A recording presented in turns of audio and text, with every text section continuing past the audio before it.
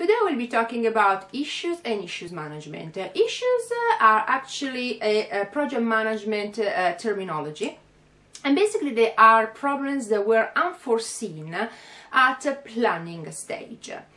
Even the best project managers and change managers will be not in a position to basically foresee every single issue that may arise during a change management initiative, especially if the change management initiative is particularly complex.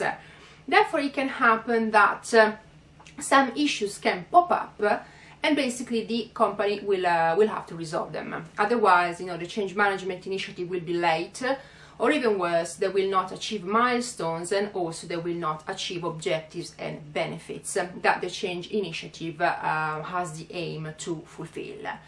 So what actually is the solution to this problem? Well, first of all, as I said in the previous video, is to plan for contingency. So it's very important and it's key at planning stage to go through a contingency plan.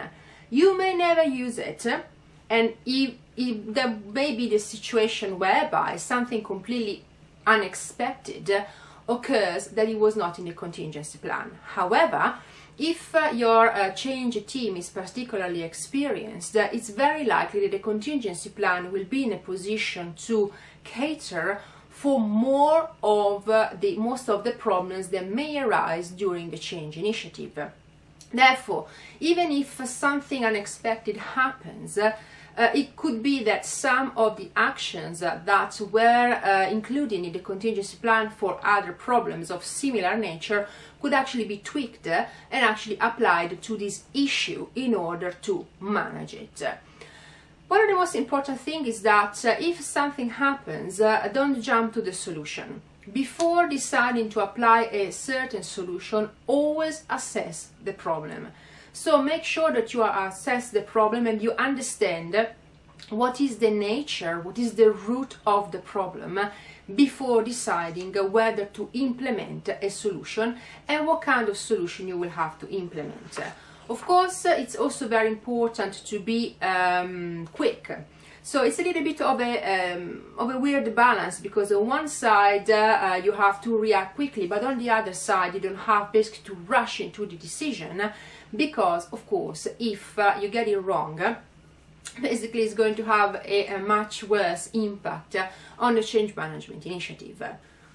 When you decide to implement a solution, hopefully it will be a successful one. But again, change management is not made for assumptions. Basically, when you decide to implement a change initiative, always make sure that it's working. So basically, this new solution will become part of the plan and basically will have to be monitored.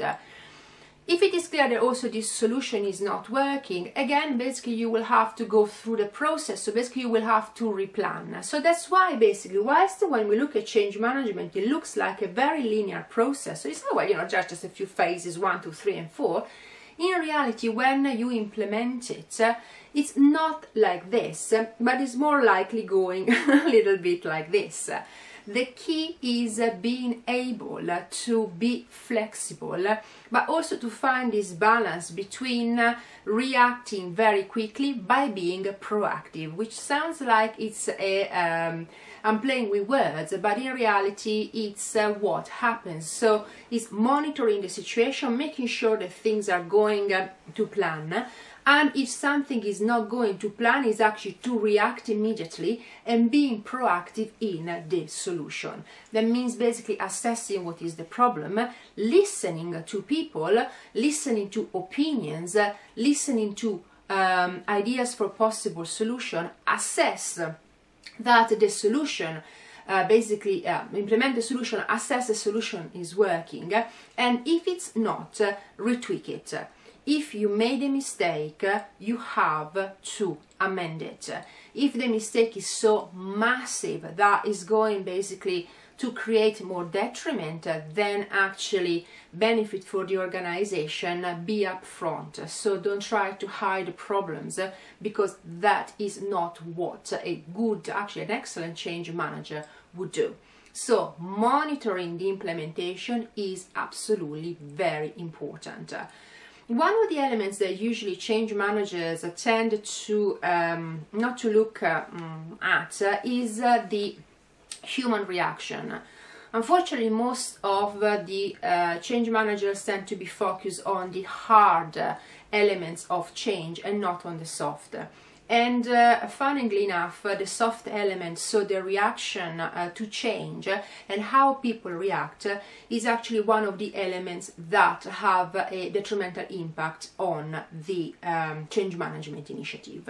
So when planning, always, and I say always, take into consideration the human side of change. So how people are going to react.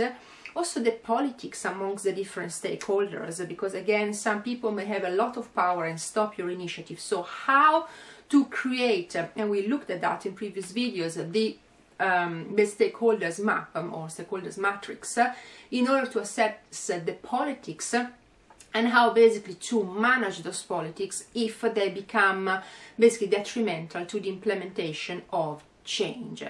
So it looks like, as I said, it's a linear process, but in reality there are a lot of elements that need to be juggled, and that's why being an excellent change manager requires a lot of skills, not only in terms of how to basically manage the project, so how to plan it, how to implement it, how to create interaction, tasks, activities, etc., but is also being capable of managing relationship with stakeholders at all levels, and also to manage the human side of change.